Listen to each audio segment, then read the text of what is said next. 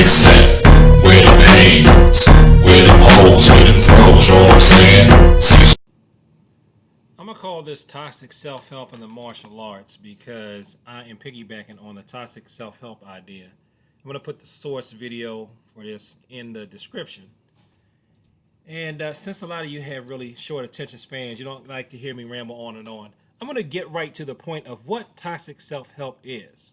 Okay, toxic self-help is pretty much defined by these things: action faking, dopamine hits and addictions for achievement, this thinking that you need to get the secret to get to the next level, people exploiting insecurities, a hustle culture, price gouging, and giving away your power to others when you shouldn't be.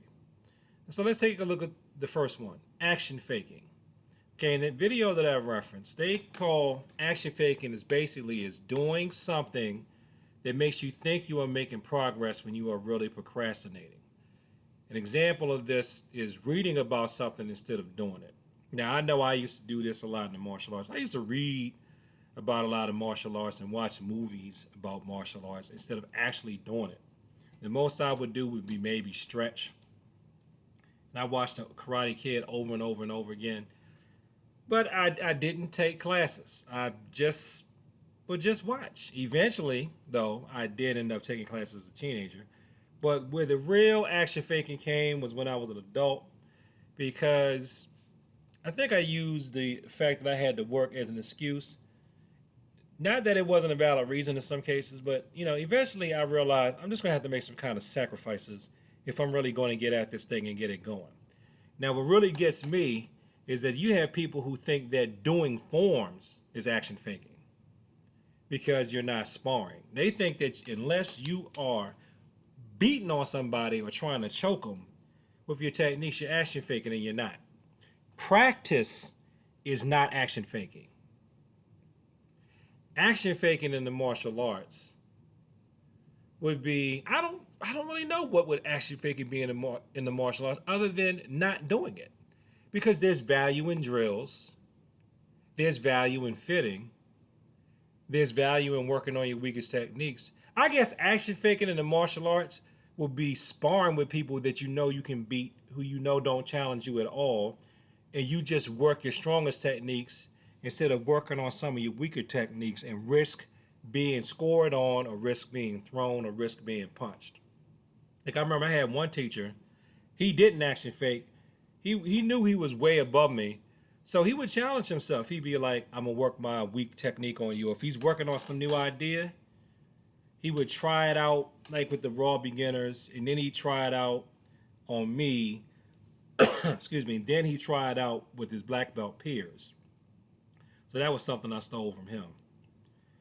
So, like, let's say, I would say, like, action faking, if it were judo, it would be me just using my favorite throw all the time instead of taking a throw, especially from one of the Gokyo no Waza, just work on that throw for a month, try to see how many different situations I can apply that throw in, and then going on. Or for Taekwondo, definitely action faking for me in Taekwondo is me just using my roundhouse kick all the time instead of working on my blind techniques. And even to the point of now where, like, if I just use my hands in Taekwondo, I'm action faking. I'm not really getting anywhere. I have to use my left hand or use my blind hand techniques in order to really make some progress. Action faking in the martial arts is really like just bullying on people, beating on people that you know you can beat with techniques that you know are going to work, instead of taking a risk with some blind jump kicks, doing it with control. Some people probably think that you're action faking in the martial arts if you're not fighting full contact. That's not true. You can't fight full contact all the time. Work your techniques, work your combinations. That's how not to action fake. All right. So the next point is the dopamine hits and addictions from achievement. So basically, you like always seeking, I guess, the next rank in martial arts wise, instead of just working on improving your skills, for the sake of improvement. Now, there's nothing wrong with rank advancement. No, I'm not saying that at all. But just trying to do something just for the accolades and the dopamine instead of really trying to achieve the way that Now, this was an example that the guy in the video gave for toxic self help. He said that people get you hooked on their products. They make you think that you need their products to survive in your life instead of empowering you to find the information for yourself. So, if we want to talk about bad teachers here, that would be the main way you could have toxic self help in the martial arts, making you think that, oh, if you're not practicing this style, then you're nothing. You're nothing at all. There's no worth to you. If you're not doing my specific martial arts style, all others are bad. That would be like toxic, toxic practicing. Just doing it just to feel good, not doing it because you want to help others. Ironically, though, it feels good to help other people. You know, Unfortunately, it feels good to crush other people, but we don't want to get that type of reinforcement. We want to get positive reinforcement from helping other people, do we not? If we're going to go after any type of feels and feel goods. All right. Now, the next one about the secrets. You keep thinking you need a secret to get to the next level. I know I'm guilty of that, and I'm sure that's something that's rife in the martial arts. But I can tell you now, the only secrets I found, the only true secrets I found in the martial arts are study and practice and learning. Ironically, the more you do that, if there's any secrets or things that people tend to hold back and not share, the more serious you are, the more sincere you are, you actually start learning those secrets. And at this point, there really aren't too many secrets out there other than what? People may think that pressure points and stuff are like secrets. It's not. It's really anatomy when it gets down to it. You're learning anatomy. And as far as energy building and things, you're learning about your life force, and that stuff is becoming more and more exposed and more mainstream by the day anyway. I mean, you can really work with your life energy and life force. You don't have to do anything necessarily combative. You can do, now Tai Chi is a martial art, but that's done for energy. Reiki, yoga. You can take those principles and those energy techniques. And that's not really a secret thing. I guess in the martial arts, it would be thinking that there's this one specific secret technique that once I learn it, I will be able to kill anyone at will. No, you don't need to do that. The thing that takes you to the next level is like I learned when I was doing jazz and hip hop. It's practice. Any so-called secrets or really deep level knowledge, you find by practicing. The more you research, the more you practice on your own, the more questions you learn how to ask. And it's like the people who know these things just show up. I think they're quantumly drawn to you. The doors will try to open. But if anybody is hustling you for these secrets and making you pay super exorbitant prices for these secrets, then that's a problem. Now, let's be clear. I have nothing against somebody charging you for their time and information. We do that in every area of knowledge and activity, but for some reason, when it comes to the martial arts, people want to act like we're wrong if we charge people to learn what we spent money and time and energy learning. It's wrong for us to charge whenever we want to do anything else, we have to learn. If I wanted to learn how to play the piano better and I wanted piano lessons, I'd have to pay for lessons. But yet, let that piano teacher turn around and want to learn or put her child in my class and I charge something, piano teacher might think, oh, he's taking advantage of people. No. Now, exploiting insecurities.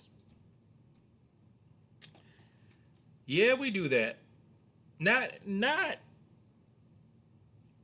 there are martial arts people that do that to exploit insecurities, but it tends to be the exception than the rule, I think. Basically, just you got aspects of the martial arts where it's like the fear. What if they come up to you? The streets are going to get you. The streets are going to get you. Making you feel like insecure, like you're just never ever going to be safe ever in life, when And see, this is why I say I gear my stuff toward normal people, civilians. That's my thing. I'm not, even though I was in the military, I was not super special forces, Ranger recon man who could take the leg of a flea and pierce somebody's artery with it in 15 seconds or less. That was not me. I was regular old reserves guy, learned how to shoot, throw some grenades, learn some combat formations, some combat techniques. That's as deep as it went. My military job was box kicker clerk in the supply warehouse where I sat in the office and did supply orders. And because I was big, they still made me use the forklift and lift boxes. That's the depth of my military exposure. If I were to go and throw on camouflage and act like I was with the Marine Recon when I was with the Marine Reserves and then they put me out for being overweight, you see what I'm saying? Nah, I'm not going to do that. But there are a lot of people who are so insecure, and I think that a lot of people that are critical, especially ones that are overly critical of martial arts and stuff, they're really speaking out of their own insecurities. That's why they point the fingers at us. You know, martial arts won't work. I'm gonna learn. I'm gonna shoot you. So then they go and they'll gravitate towards like the worst gun instructors. The insecure people tend to gravitate towards the worst instructors anyway, who would just exploit those insecurities. Because a really secure instructor, the most secure gun advocate I can think of, even though I've never met him, he and his ilk, I'm not gonna throw his name out here this time. They tell you take empty hand training. They'll say, take a martial arts class. The most secure martial arts people I've ever met, they know how to shoot too. They have nothing against you learning how to shoot. They say, like I say, you can't always have your gun with you. So do your martial arts too. Or they just like doing martial arts, but they don't deny that guns exist or weapons or anything like that. No, this is my thing, this empty hand thing is my thing, or this thing, this empty hands weapons is my thing, or this grappling thing is my thing. And that gun thing is good too, and you should respect that as well. You know? Your insecure practitioners of whatever discipline are going to act like their discipline is the key to life and everything else is just inferior. They don't say, this is what I do and I like this, and I think this is good for me. This is the best for me because this works for me. But if you want to do that other thing, more power to you. And if I can learn from that other thing, more power to me and to them. Hustle culture. Working for the sake of working instead of making real improvement. That's sort of self-explanatory. In terms of like toxic self-help and things that aren't martial arts related, you've heard this stuff about how you don't sleep 8 hours a night. If you got to grind, you got to get on your grind.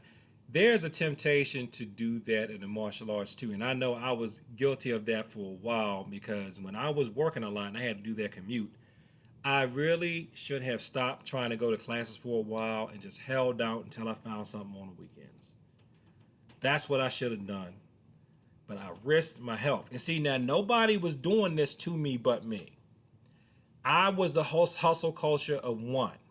So I'm not blaming anybody for this. And I knew it when I was doing it. And I thought I guessed it. I thought I could outwit health. And I couldn't. And my sinuses and allergies kept getting worse and worse and worse and worse and worse.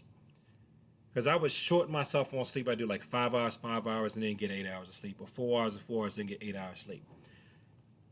Try to do that hustle, being that hustler in terms of martial arts, trying to learn it. And it didn't work. I should have put my lifestyle first, and then pick style and training and teachers that fit into it. Because that's what I eventually ended up having to do anyway. You see, I ended up having to wait around until I found stuff that worked on the weekends for me anyway. I ended up realizing I'm just going to have to take a long time to get a show done anyway. That's if I still want to do it and have a wife and children. And that's what I ended up doing. And it worked out for me. And, that's one reason why I in normal non-COVID times, I'm fine with people that can only show up to class once a week, or you can only come on Saturday because I was there. I know how it is, especially if you live in a place like DC. People think, oh, it shouldn't be hard to, just come out to 45 minutes or an hour or hour and a half, during the week. Traffic in this town where I live is so bad. It takes me, this is in non COVID times, remember, this video was done during the pandemic. I live 15 miles from my job. If I had the endurance to run, well, I could run to my job in 2 to 3 hours. I just don't have that kind of endurance. I live 15 miles from my job. I should be able to drive there in 15 minutes. I can drive there in 15 minutes on a weekend. During rush hour, it could take me an hour to get there. It could take me 30 minutes to an hour and a half to travel 15 miles. That's anywhere in the DC area. Some people, it takes them 2 hours each way. So I'm supposed to expect somebody that's going 2 hours each way, possibly, back and forth, 5 days a week, to come during the week and come to my class on Saturday morning? No, I know they can't do that. Or if they're doing it, they are putting themselves out and they messing themselves up. What they're going to have to do is like I ended up doing. You're going to have to find a place that works for your schedule. Dare I say, if you can, you're going to have to find jobs that where your start and end times work out around the fact that you can train. See, like now, and still still in a non-COVID world, but nowadays, I'll say, with more and more remote working, that really helps out a lot. Because if you can work from home, then you can go to class on the days that you're working from home. Because let's say you work 8 to 4:30, you can attend a 5 o'clock class that's nearby your house. Even if you work 9 to 5, get off at 6 or whatever, you can go to a 6 or 7 o'clock class. You can do that. Or what I would recommend you do is have your work from home day be the day after you got to go to class. Because that way, you're tired, especially if you're going to class in the evening. If your time during the week is in the evening, have your work from home day be after that, so you can sleep in that morning a little more and then still walk over to your computer and log on. But I'll leave that up to you. You have to do what works best for your body. Because for me, again, before the pandemic, of course, I did that at first as a student. But then as a teacher, I found, well, if I hold class, it's better for me to hold class on the day I'm working from home so I can just get there and I can be there ahead of time. So I would have my class a lot of times like on a Thursday night. Then on Friday, for some reason, I guess it's psychological, I always feel like I have more energy on Friday anyway. So that means I can get up regular time and go to work and I'm fine. Or, some jobs have flex times when you can arrive. Try to get a job and get into a career field if you know you want to be in martial arts where they vary your arrival and departure times. Like right now while working on this video, I took the late shift at the job so I can practice in the mornings. And it's been working out for me. So I know I can get my workout and practice in the morning. There's no excuse. There's no excuse, especially now when I can't go to the office during COVID. So even if I sleep late, I got enough time to get up and at least hit the floor and stretch. I can get up and hit the floor and stretch. So be mindful of that hustle culture. And again, I don't blame anybody who's ever trained me or trained with me. I don't blame anybody else for the hustle toxicity but me, because I did it to myself. So I was toxically self-helping myself. Okay, price gouging. That's self-explanatory. Paying exorbitant fees for classes and seminars. Now again, I have absolutely nothing, and I mean nothing, against people paying for ranks and certifications. But you're going to have to let your conscience be your guide on that. Look at it this way. I think a lot of stuff is price gouging. I won't say the industry, but it was an industry I was looking at, and I was like, people talk about us. People talking about martial arts certification. I saw this thing, and if you know me, you know what industry I'm talking about, because you know me. I'm like, y'all want to talk about the cost of black belts? But I saw this certification that was $2,000. It was $2,000 for the certification, not the degree, not degree, not the classes for getting the degree, not $2,000 per year or something like that. No, just to get that certificate that has no academic credit anywhere, it was $2,000. And I don't even know if that certificate is really going to be recognized in the industry or not. But it's $2,000. I've seen some of them that cost $2,500. That's price gouging. And don't nobody want to admit it, but that's price gouging. But what are you going to do? What are you going to do about it? People are going to have to either refuse to get those certifications so employers will stop requiring them, or we're just going to have to live with it. But that's price gouging too. Why should it cost that much to learn? Did you pay that much to learn? And no, and it's not like I'm putting a monetary value on this lifetime of information. Like, no. You can learn this stuff in a few months, and then to say that you learned it, you have to pay $2,000 or $5,000 for some of these certifications. I think that's price gouging. Even though that may not be in the self-help realm, people may say, well, this is a professional certification and it proves and certifies. Honestly, the only thing that proves and certifies a human being is what they do, their actions. When you ask them to do something, can they do it? Can they do what they claim? Do they know their limitations, or do they admit their limitations? Do they ask for help? That's what makes somebody legitimate to me. That's just my opinion, and it's probably not one that's shared by everybody. So I'm willing to be alone on that. Now, this last point of learning the difference between learning from others and giving your power away from them. I look at that as there's nothing wrong with being a student or learning from somebody or letting someone coach you. But they're not your mother or your father. And then when you become an adult, you may even have to watch it if it is your mother or your father. You are not their slave.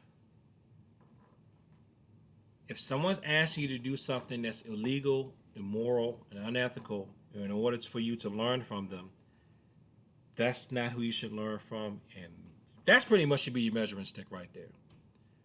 Again, whether you agree with the price of it, whether you agree with the time requirements of it,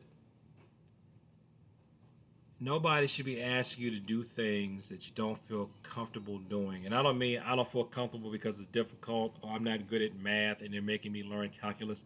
I'm not talking like that. I'm not talking, they want me to learn how to do this backflip and my hips are stiff. I'm talking they're making you do things that are against the law, that are immoral. Now I'm talking about, I would say, let me be clear here, because people like to twist stuff. That is against just laws. They want you to do stuff that's wrong instead of doing stuff that's right. And you feel compelled to do it in order to be their disciple. That's giving your power away. Just like people give their power away in bad relationships, staying with people they shouldn't be, people that are abusing them. That's giving your power away.